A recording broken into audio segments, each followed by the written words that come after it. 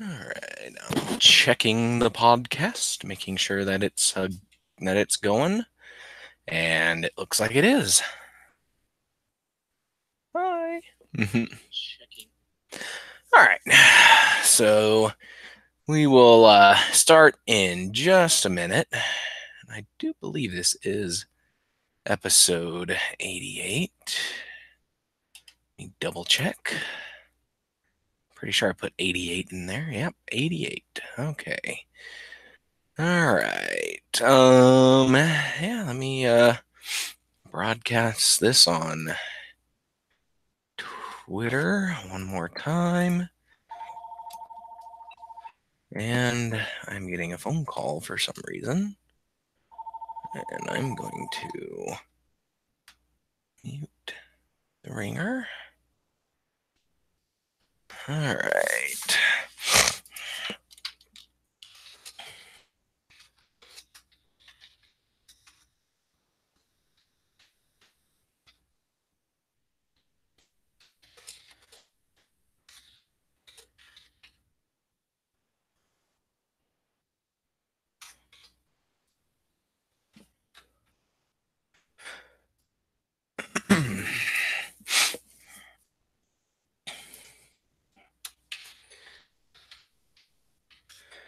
Hopefully, I have some people join me in the chat. Usually, I don't have very many people show up. Oh, hey, Warren. Well, welcome. Hold on a sec. My phone is... Got a desktop phone right next to me. Thank you for joining us, Warren, or joining me, I guess. Let's go ahead and I guess we'll get started. Hello, everybody. This is Zachary Knight with the Molehill Mountain Podcast, and Andrew is sick today. He emailed me at like midnight last night, my time, not his time. It was like 10 o'clock his time. But he emailed me saying that he was sick. He probably had the flu, he said. So, and then he emailed me again this afternoon, said, yep, he's not going to be able to make it. I watched his Twitter, and he had a hard time sleeping last night and ended up editing some Monster Hunter videos for all you dozen fans out there of that show. I've actually watched a couple of them, and I like them. But I never played Monster Hunter before, but it's cool watching, seeing the types of monsters that are in there, and that the fact that they interact with each other, they interact with the world, and it's really cool to look at.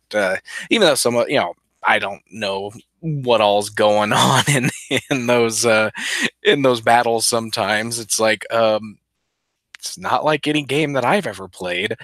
But yeah, so that's where Andrew is. He's probably sleeping right now. He might be watching the show. I don't know. We'll see. We'll see if he shows up in the chat at all. And I'm going to go ahead and close that. And I'm going to pull this up over here. And let's see if I can see if anybody is in here. All right. But yeah, all right. So that's where Andrew is, and so this week, game wise, trying to think.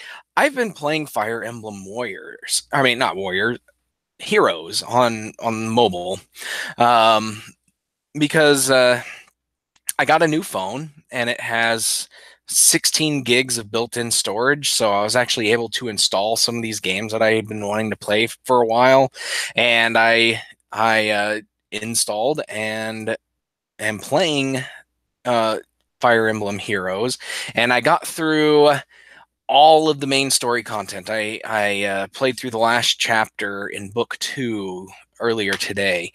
But it's kind of just stops. I'm assuming we're just waiting on Nintendo to release the rest of the chapters in this book, because book 1 had 10 chapters, something along those lines, and book 2 only goes to chapter 5, and it just kind of, the story just kind of stops, and so I'm just kind of waiting for more content to come out. But so far, I like it mostly. It's a very, very, very simple strategy RPG. There's, uh,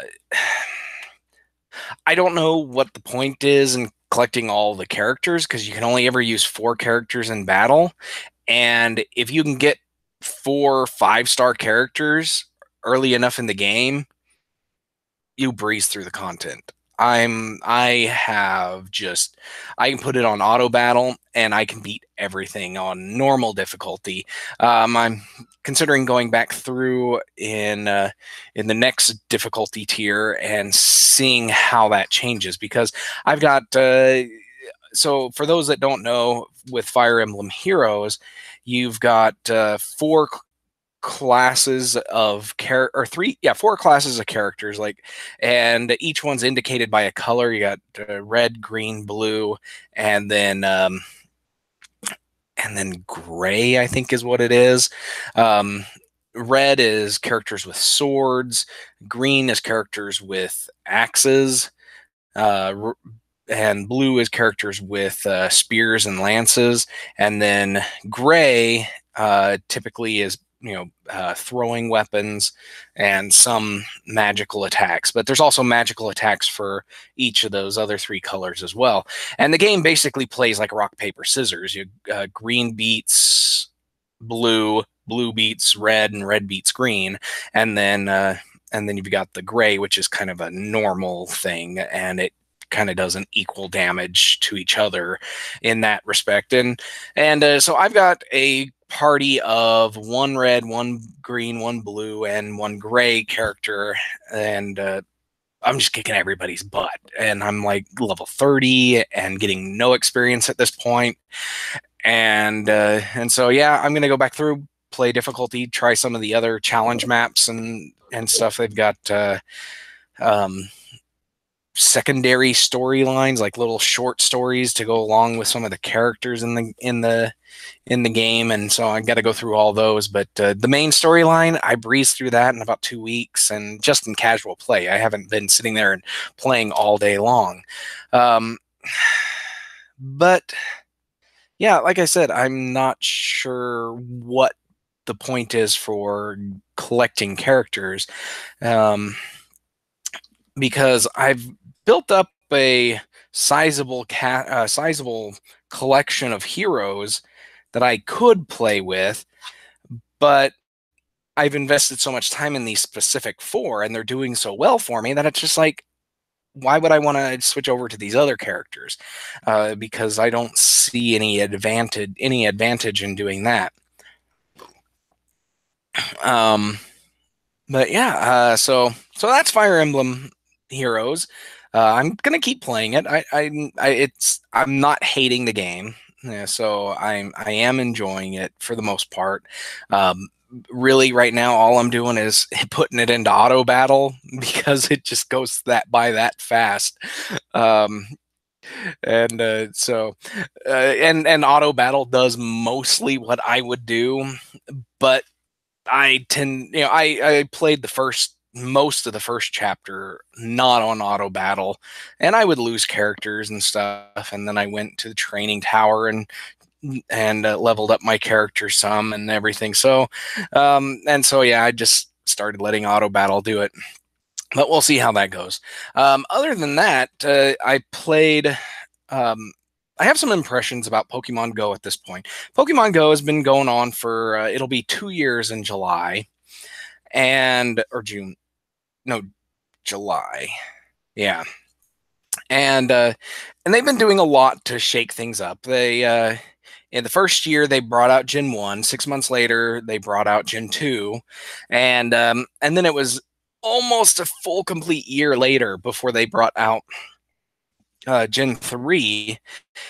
And with Gen 3, they decided to change up how they were doing it, because with Gen 1 and Gen 2, it was just pretty much a straight dump of all the monsters, except for a few that they held back because of, they didn't really fit the gameplay. So with Gen 3, they split it up into 3 distinct releases. They released all the ghosts in around Halloween. Then they had a first batch of a character or Pokemon to come out in December, and then the last batch in February, and which I think has been was a good idea. It allowed you to focus on just a handful of Pokemon at a time instead of being overwhelmed. But they also implemented weather, and they added tons more regionals. I hate the regional Pokemon, but they've regionized a lot of Gen 3, and then they have the weather effect, and the weather effect is pretty neat. Wind does absolutely nothing for me because it's dragon, flying, and psychic. So in the weather patterns, it's if during a specific weather pattern, 2 or 3 specific types of Pokemon have higher chances or higher spawn rates, and they have boosted stats, and you get extra Stardust from these Pokemon as well. So with windy weather, it's dragon, flying, and psychic. With clear weather, no cloud in the sky, it's all sunny and shiny. It's plant or grass, ground, and fire. And then it goes through like that.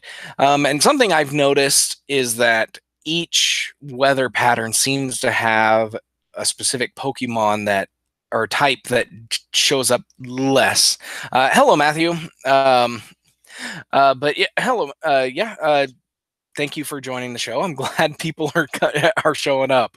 But I found that certain Pokemon or certain types don't show up as often, specifically in windy weather when it's supposed to be dragon, flying, and psychic.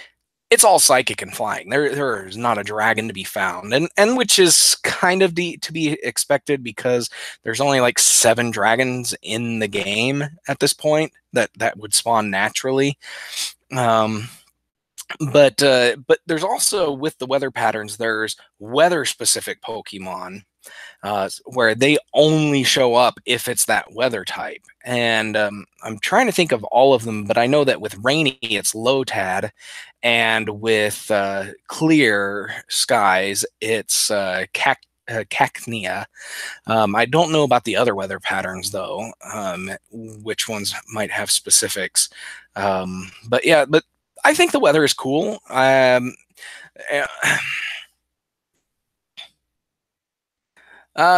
when I talk about regional Pokemon, I'm talking about Taurus, which is North America, Mr. Mime, which is Europe, Farfetch, which is Japan and Korea and other parts of Asia, Kangaskhan, Australia.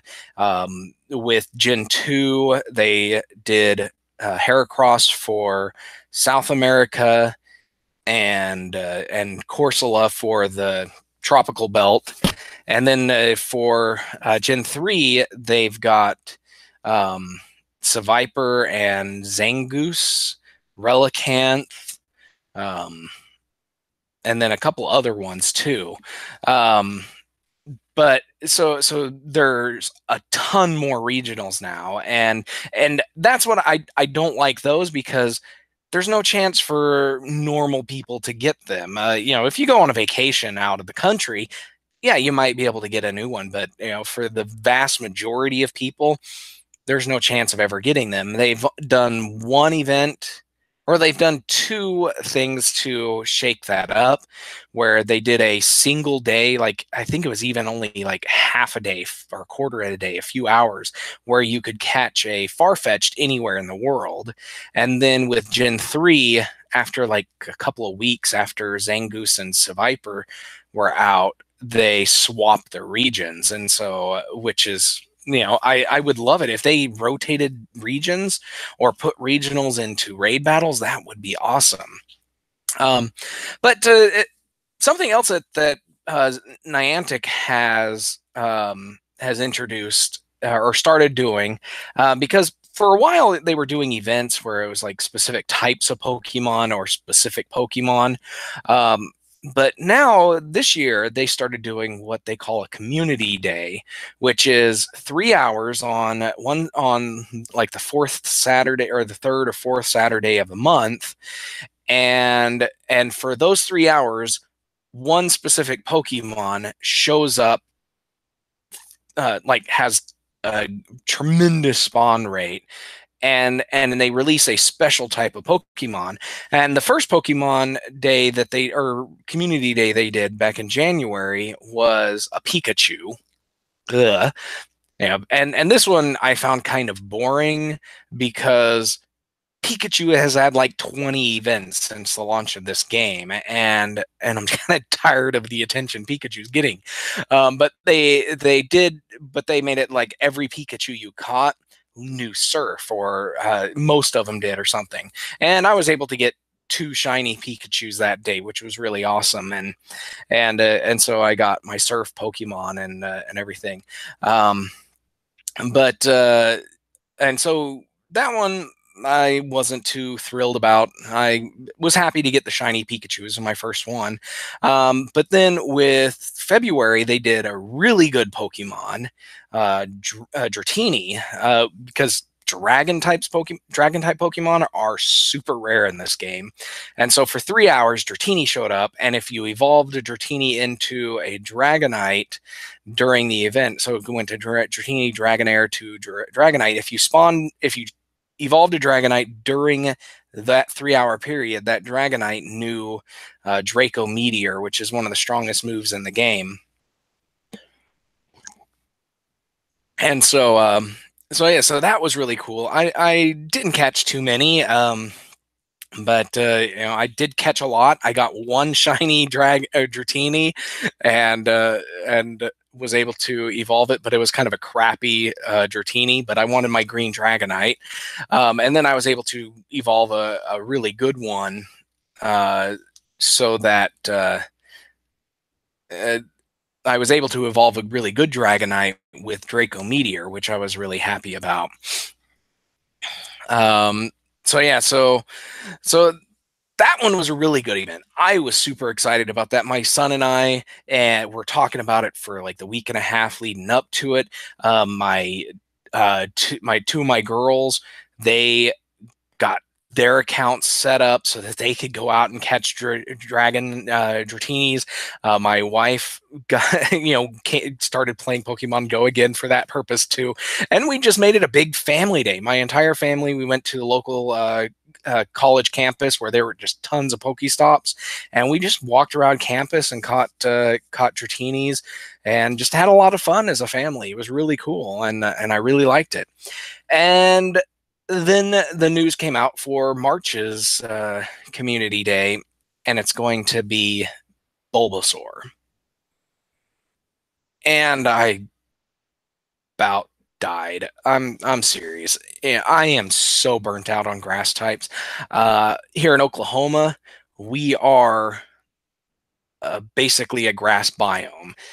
There is nothing but grass type Pokemon as far as the eye can see. We've got Bulbasaur, Trico, Chikorita. They spawn all over the place.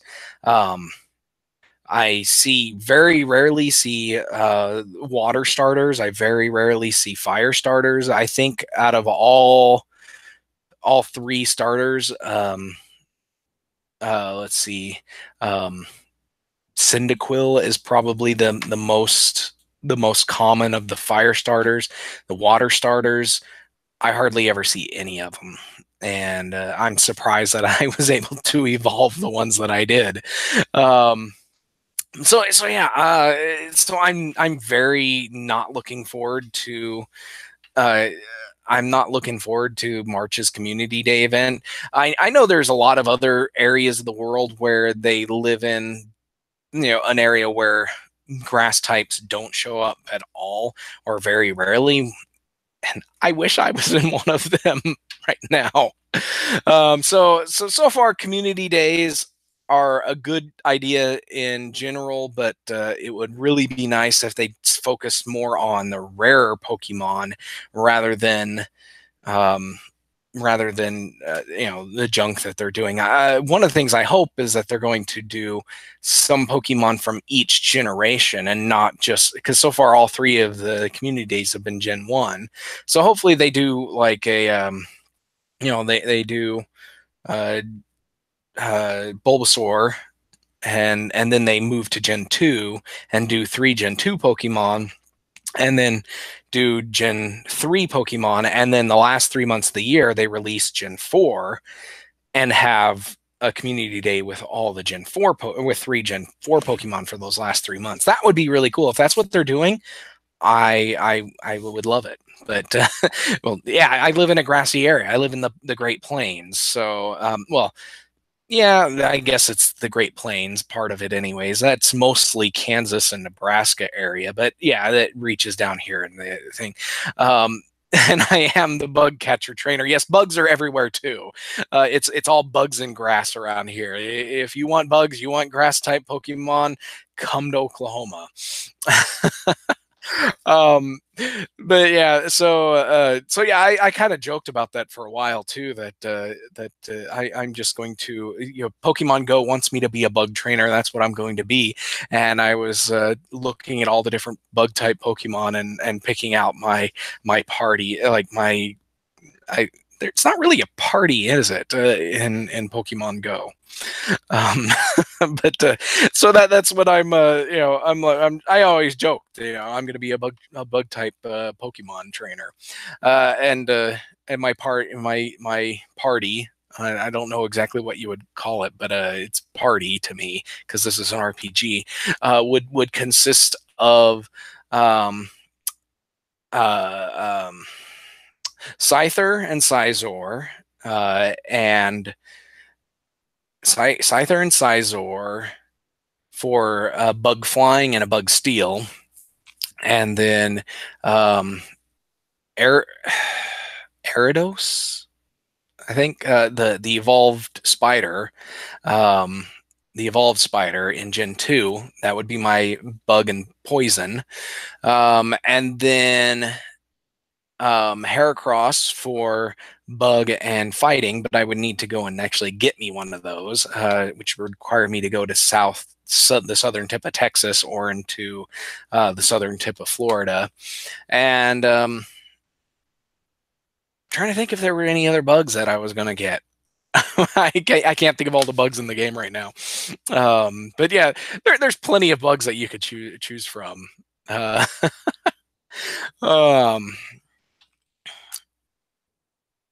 Okay. But yeah, I've never actually played any of the proper Pokemon games, the actual RPGs. This is the only Pokemon game I've ever played.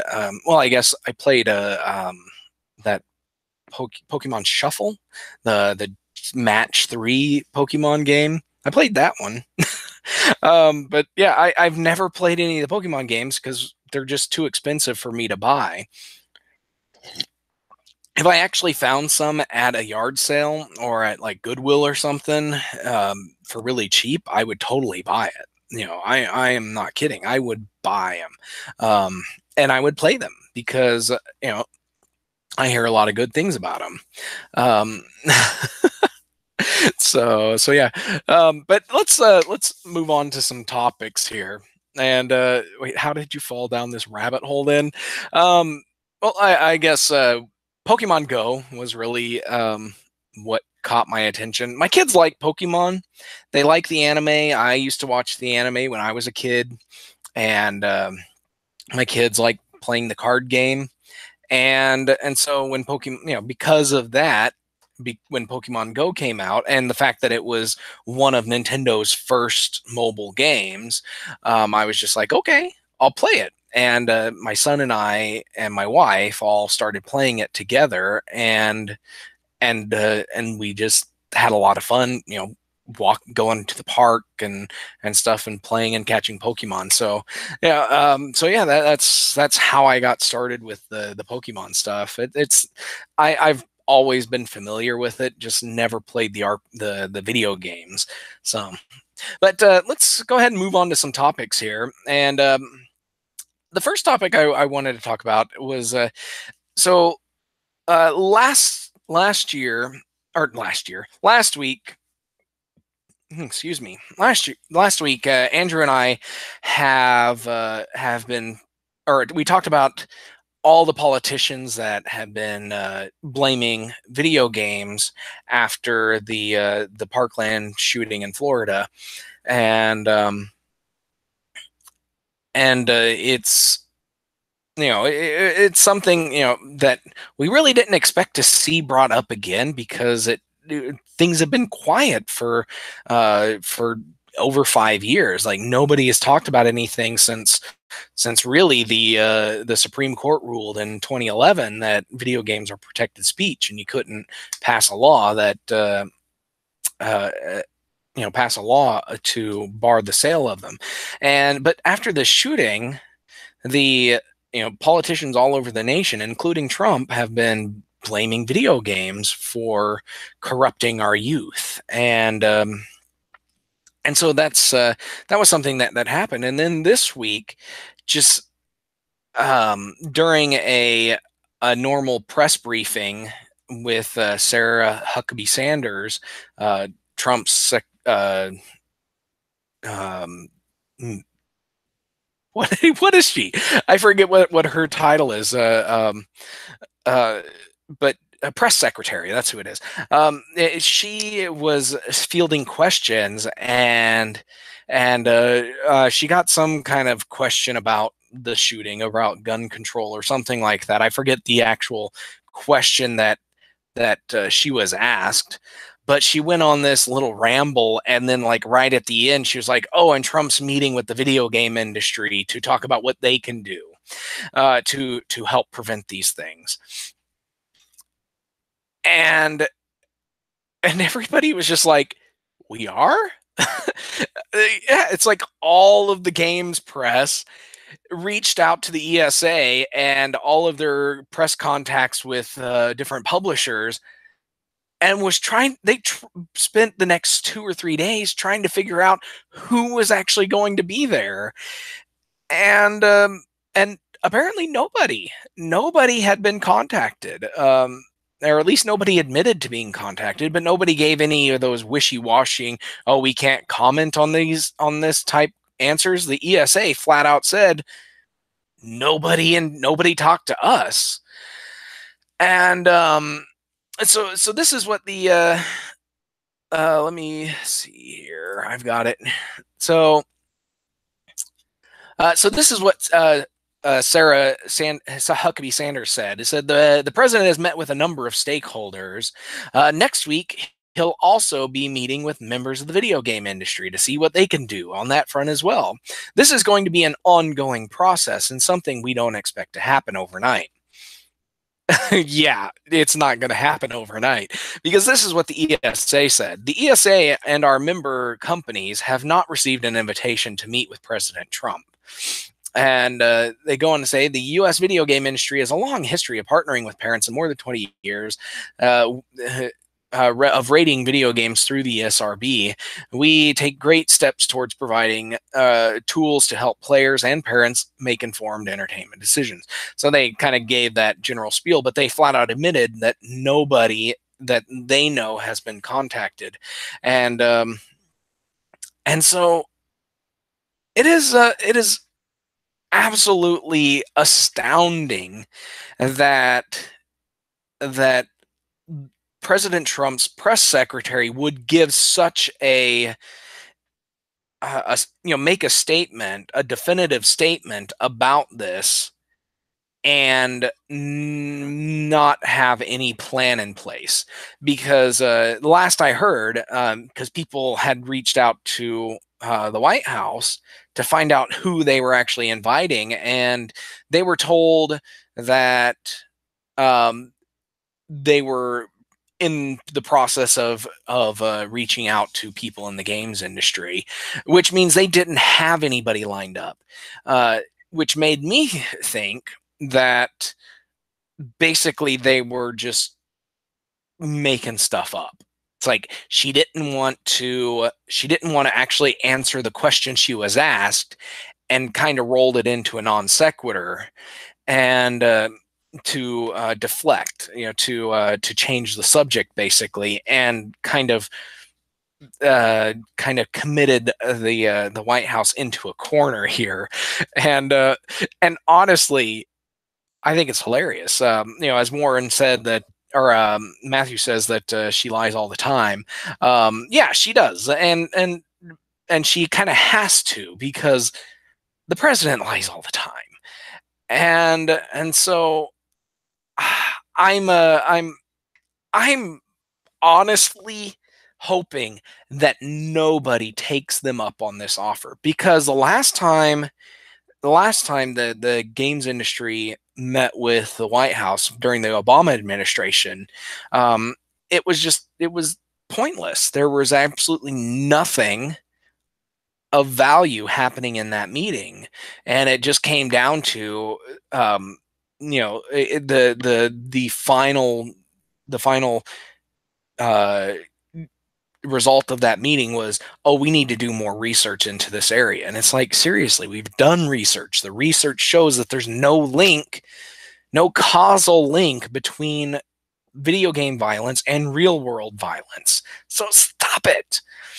So yeah, that's what I doubt anything of value would come from this meeting, and I really, really, really hope that nobody shows up, because it's just completely pointless. And the fact that it's Trump, and Trump is a complete moron, there would be he would either ignore the games industry, talk over the games industry, or make up whatever he wants at the end of the meeting, and that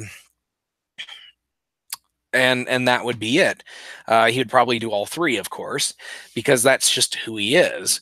And so yeah, I don't want to see the games industry go down this path, and of I don't want to say cavorting with the White House, but just acknowledging him in any way. I would hope that everybody would ignore him, and then laugh at him next week when nothing actually happens. But I'm sure somebody is going to meet with him. If he doesn't get anybody from the games industry, he's probably going to get somebody from like the Parents Television Council and the Common Sense Media, or something like that. He's going to get somebody like that in there, and they're going to be able to bash the video games industry all they want. So it might be good just to have somebody there to shout down or not really shout down, but to be the voice of reason in that den of monkeys. But yeah, I just think it's absolutely hilarious that this is even happening. So, but that's really all I have to say here. But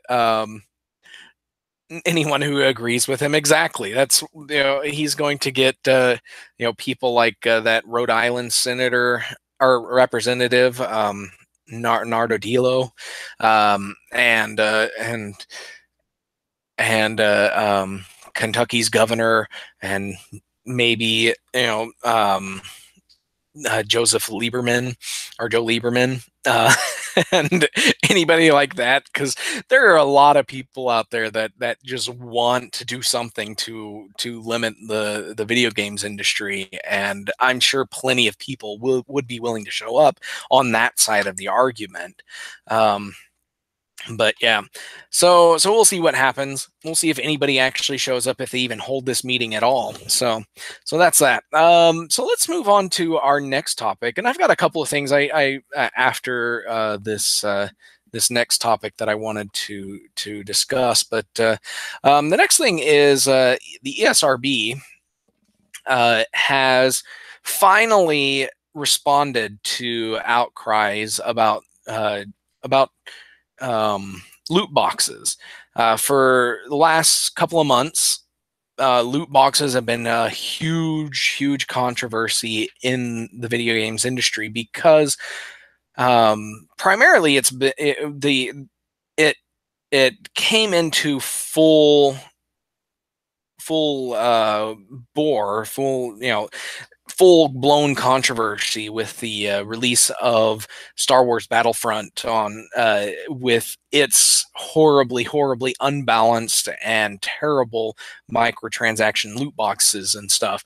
And so for the last few months, people have been talking about loot boxes and how bad they are, and how they resemble gambling. They are manipulative of younger children, and everything. So the ESRB and the ESA has basically said that it's not really our place to tell video game developers to not put these things in there, and there's nothing we can do, is basically what they said, and that's what has been going on. And recently, Hawaii has introduced a bill that would restrict the sale of video games that have loot boxes to only those 21 years and older. And there's a lot of people in the video game industry and outside the video game industry that are applauding this legislation. I have my reservations about it because it it seems that it could still be open to a lawsuit. I know somebody's going to sue over it.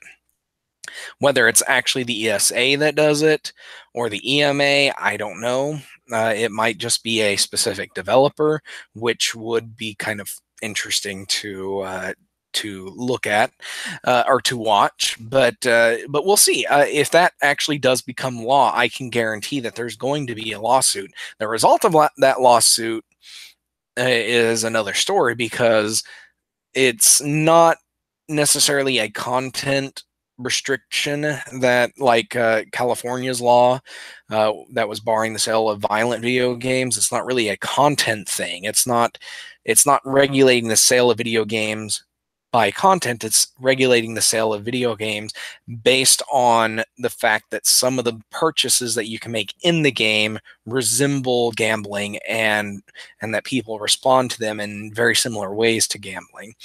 But all that aside, the ESRB has finally made has actually done something in response to this. And this is a press release that the ESRB has pushed out. And this is what they say. The Entertainment Software Rating Board today announced that it will begin assigning a new, quote, in-game purchases, end quote, label to physical boxed games. The in-game purchases label is one of several interactive elements that ESRB currently assigns to notify consumers about the interactive or online features of a digital or mobile game. Consumers can expect to start seeing this new notice on all games that can be purchased in stores and wherever those games can be downloaded in the near future. And they go on to explain that this particularly ratings descriptor, and this isn't the same thing as an actual ratings descriptor, where mature humor, nudity, strong violence, that kind of stuff. It's not going to be in that box. It's going to be kind of outside, where it's like where it falls in with 4 interactive element descriptors that they use. And the other 3 are users interact, meaning that you play online with other people, and that's all unfiltered, potentially unfiltered.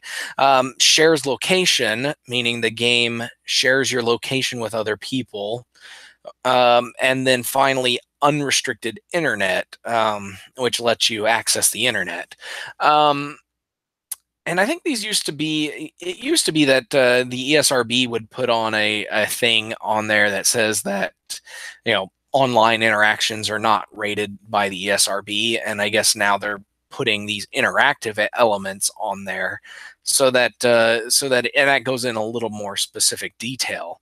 But the problem with this is that it doesn't provide any details about what type of in-game purchases that players are going to come across in this game.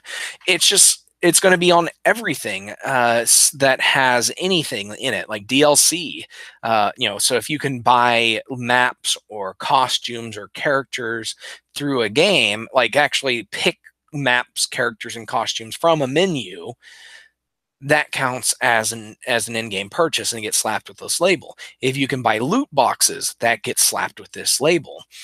If you can buy a season pass through the game, that gets slapped with this label. It doesn't, everything. If you can spend money in the game, it gets slapped with this label. It doesn't differentiate at all between the actual different types of content and or the different types of purchases. And this to me is kind of a half measure. It's we're doing the bare minimum that we need to do to make it look like we're actually doing something. And that's exactly what it feels like to me. I don't know. Yeah, it's hardly noticeable. Yeah, it's a tiny step, and I think it's because of the wide variety of in-game purchases that you can currently make in video games. It's going to be very watered down. It's not going to provide any useful information to parents or to people who are concerned about these things. Now, because if you have a gambling problem and you want to play a video game and you don't want to play a video game with loot boxes because it might trigger your addiction to gambling or anything like that, and you just see this label, you don't know if that game is going to have loot boxes, and eventually, somebody like that's just going to have to either completely avoid those games because they don't know, or at least until they can find out what type of in-game purchases that game actually has. And then this thing has a totally different workaround, whereas that this label is applied to games during the ratings process, and the ratings process can happen months before a game's release. And if a developer decides to develop the game and they get it rated and they don't get this label on there, and then they come back later on because their publisher says, hey, you need to put some kind of digital DLC in this, and they patch that in on day one, now all of a sudden the game has in-game purchases that the ESRB did not see at the time. And that's a huge problem, a huge issue with this, because and I don't know how big of a deal this is going to be, because that was one of the things that people always talked about with violent video games and sexual content, is that, a developer could just make the game tame and get a T rating and then go in and patch in all this nudity and sex and violence into it after the game's released, and there's nothing the ESRB can do about it. Nobody's ever done that. It doesn't happen.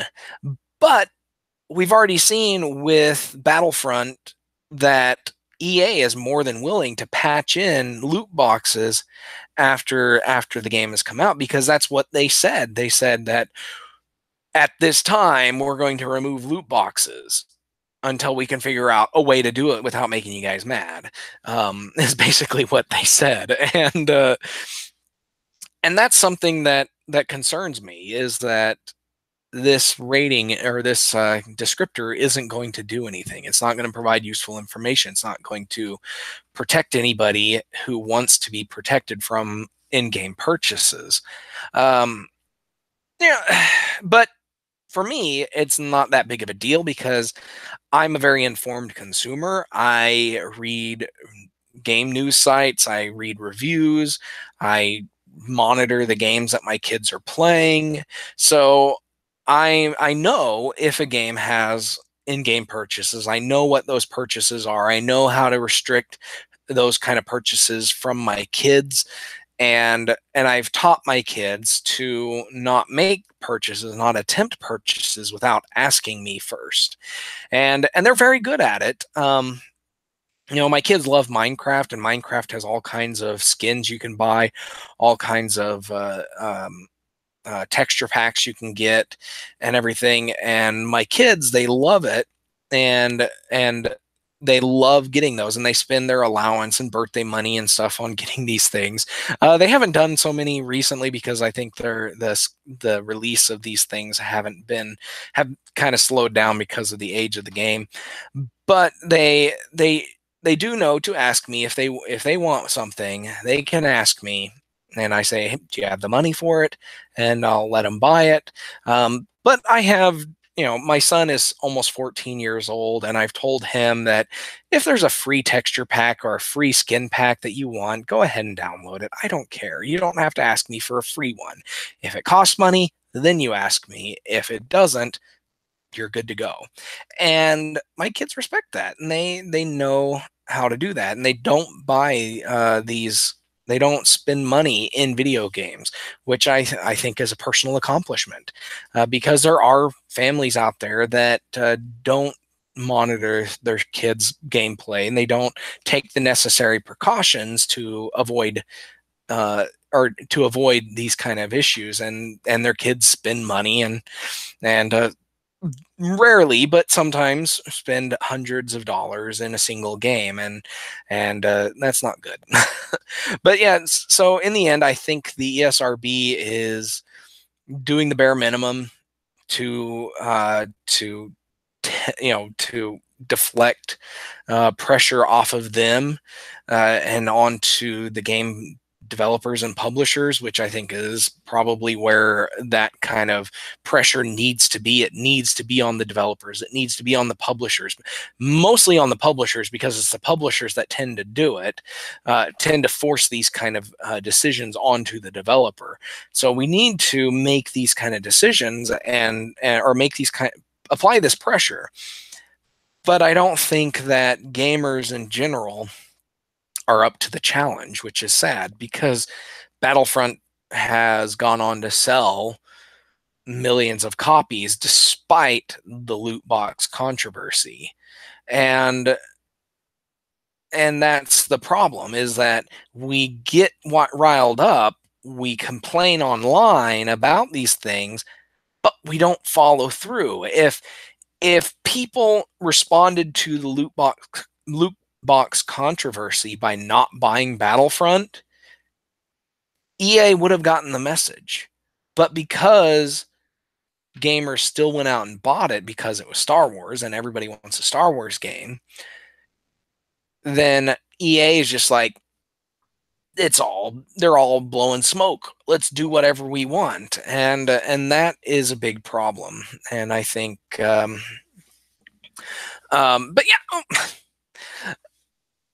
yeah, it isn't always the publisher, but it is often the publisher that pushes that onto the developers. But developers do make these bad decisions. Of course, they do it. But these kind of decisions, often come from the publishers, because the publishers are in charge of making the money in those publisher developer relationships. Star Wars Battlefront missed sales by 4 million. Of course, that seems about right, but still, they sold quite a bit, and I think that's I think the message isn't as strong as it could have been. If they had only sold 1 million copies, or even less than that, that would have been a big message. But publishers always put out these big sales estimates and then make a big stink when it doesn't reach them, like Square Enix. Oh, Tomb Raider only sold 5 million copies. It's a terrible game. We should never have made it. I think that was Square Enix. But but yeah, so I think EA mostly because of the press and less because the sales got the message, but I don't think it was as strong as it could have been. But yeah, and I don't.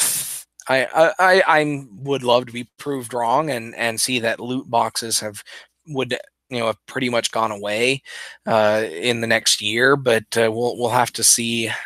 We'll have to see how it goes. Um, it's rare for a sequel to sell less than the game before it. No, it's not rare because a lot of sequels suck.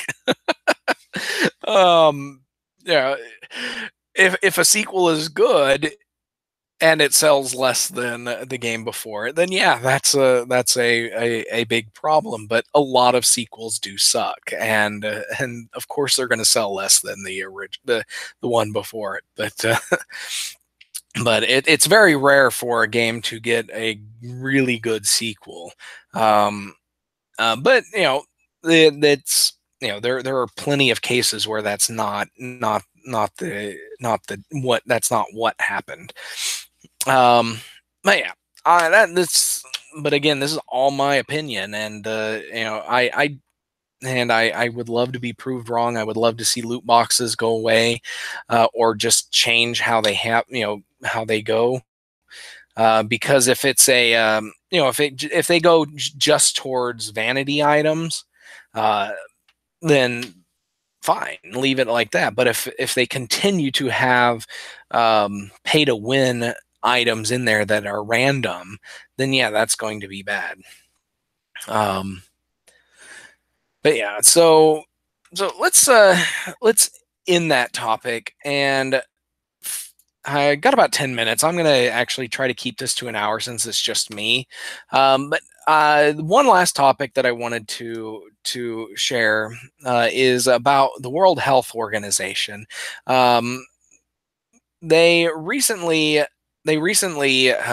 put into their what do they call it? Um, their international compendium of diseases. This is their draft of this, and what this is it's just a big list, an indexed list of all the diseases, and a description about them, and and uh, and they do bacterial diseases, virus diseases, and the mental diseases as well. And recently they decided to put in gaming disorder, which is what they consider to be um, uh, the that if somebody plays games to the detriment of their other aspects of their life, then they have a gaming disorder. And so this was a big deal. People reported about this when it first came out. And something that happened just recently is that a group of about 30 scientists and mental health researchers all got together and wrote a paper that basically says no, there's no such thing as gaming disorder. It says that oh, excuse me. The paper argues that while negative impact of playing games can that while the negative impact playing games can have on the lifestyle of some players merits further studies, the burden of evidence and the clinical utility should be extremely high because there is a genuine risk of abuse of diagnosis. Basically, they're saying that people have had bad experiences where they've played games for too long, or they've neglected their experiences, but putting something like this into an official document like this could lead to overdiagnosis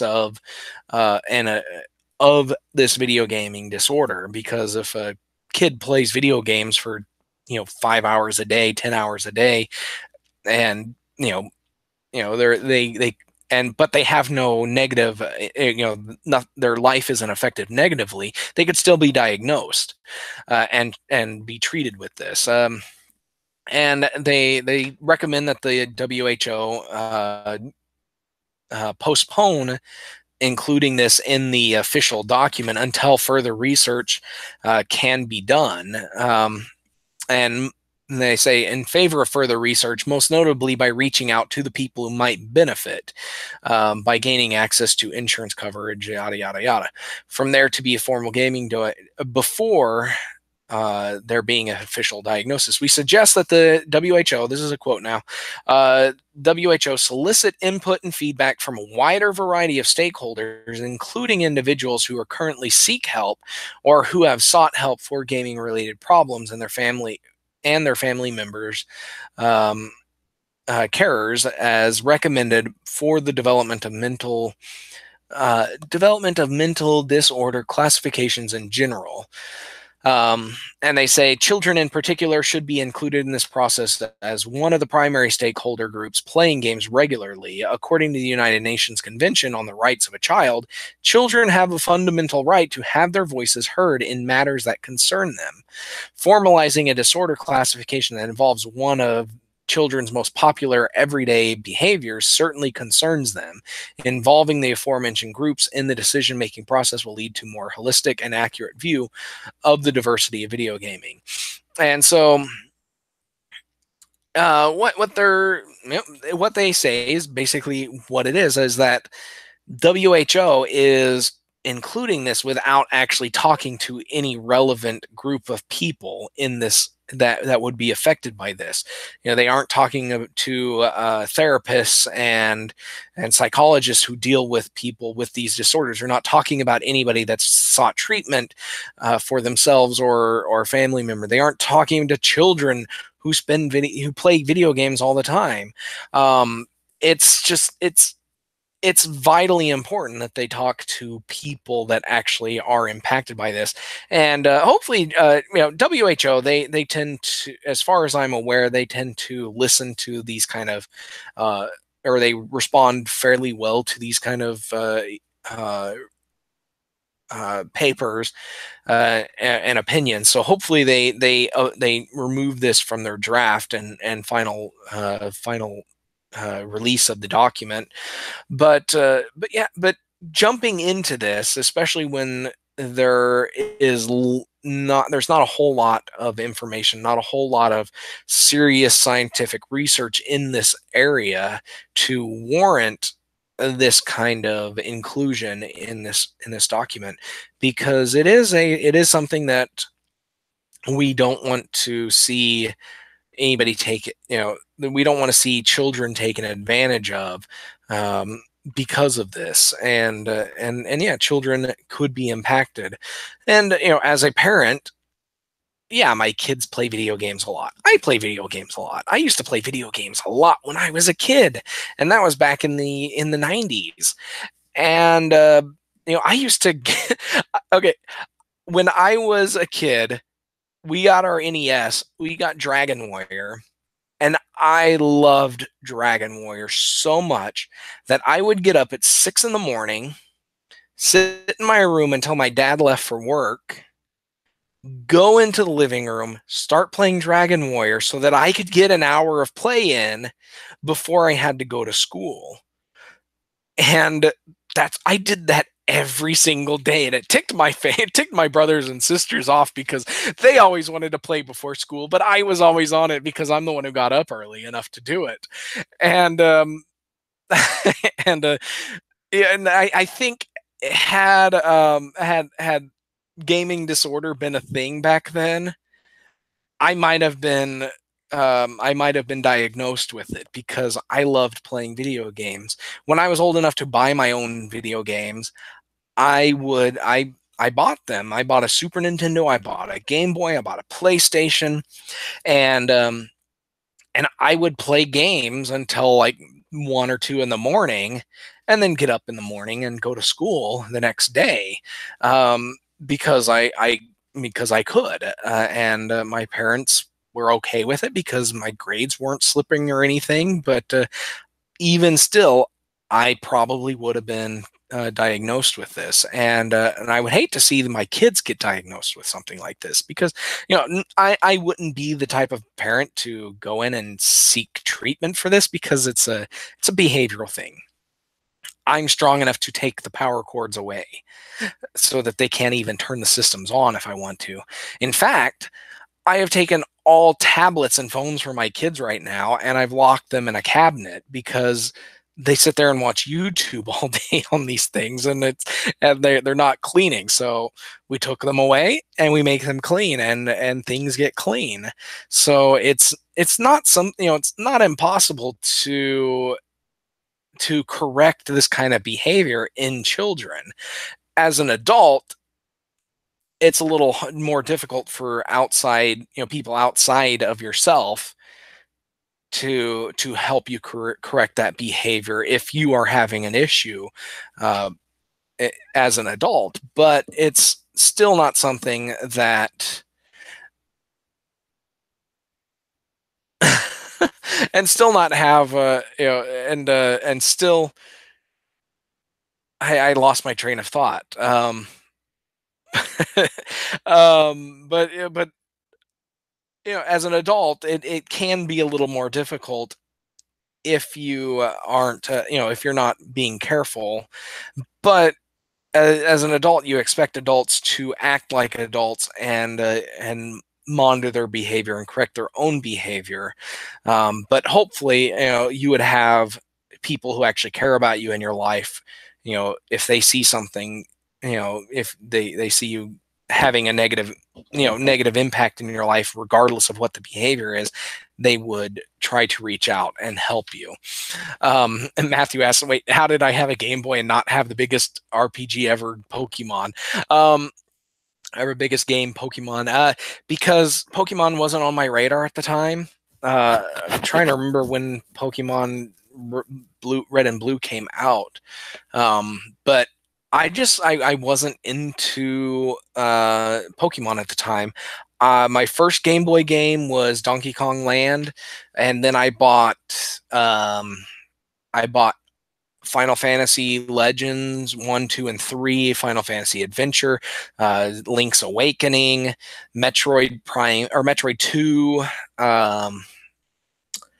Let's see, what other Game Boy games did I have at the time? I'm trying to remember. But those are the big the 3 Star Wars games, because I was a really big Star Wars fan at the time. So I bought all 3 of the Star Wars games that were released on the Game Boy, and a few other games that I can't remember at the time or right now. But yeah, Pokemon just wasn't on my radar back then, and it wasn't really a big deal with any of my friends either. None of them ever played Pokemon, as far as I know. Um, so. But yeah, so it is 10 o'clock. So I am going to go ahead and close out the podcast. Thank you, Matthews. Thank you, Warren, for joining me. You guys are great. I'm glad that somebody is actually watching this podcast. I've actually had a couple of these solo shows where nobody showed up, and I was very disappointed. So I'm very happy to see at least 2 people in the chat. So thank you. Thank you so much.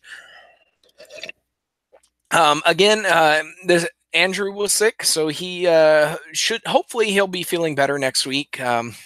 He's got he thinks he has the flu. If that's what he's got, hopefully he should be better by next week, and we should have a good show next week.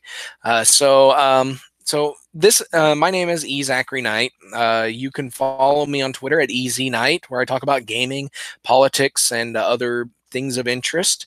You can follow my game development work at DK_gaming on Twitter and DivineKnightGaming.com.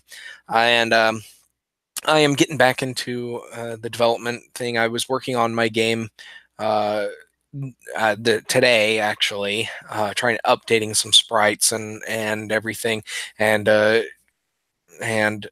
I should be releasing some images and everything real soon, and release and hopefully have a game done this month. I started out the year wanting to do 1 game a month, and January and February I kind of dropped the ball and didn't get those done. So I am back at work at that, and I am going to do it. I'm going to release 1 game each month for the rest of the year, and then January and February of next year so that I can do 12 in a row. I want to do 12 games in a row. And so that's what I'm currently working on right now. And if you're interested in the Oklahoma game development scene, you can check out OK Game Devs on Twitter and okgamedev.com. There's actually a couple of cool things going on right now in Oklahoma. Where there's currently a Kickstarter going on for the Lost Cave of the Ozarks. Just search that on Kickstarter and check it out. There's a demo of it. It's a puzzle platformer with a beautiful, beautiful art style. I love it. And the developer is Rubber Gardener. Adam Miller is his real name. And definitely check out that. Check out the demo. And if you really like it, give $5 will get you the game on Kickstarter. There's about 9 days left on it, eight or 9 days. So check that out.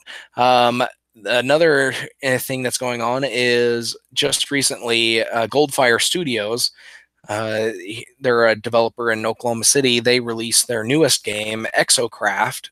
It's exocraft.io, and it's a online multiplayer game. It's a sci-fi theme, and gameplay wise, if you've ever played Slither.io, it plays a lot like that with a sci-fi spaceship style theme. And that's the way I would describe it. It's not at all, it's not exactly like Slither.io, but you fly your ship around, you gather up materials, and then you use those materials to make your ship bigger, and so that's why I consider it Slither.io with a sci-fi theme. But yeah, if you want to check that out, just actually go to exocraft.io and create a free Goldfire account, and you can play it. And they've got a couple other games in there too. Casino RPG is the one that got them their huge break. So check out that, and I'll probably have more news from the Oklahoma games industry as the weeks go on. So thank you for joining us. Or joining me, and I had a great show. This has been Molehill Mountain, episode 88, and I will see you guys next week with Andrew, hopefully. And see ya.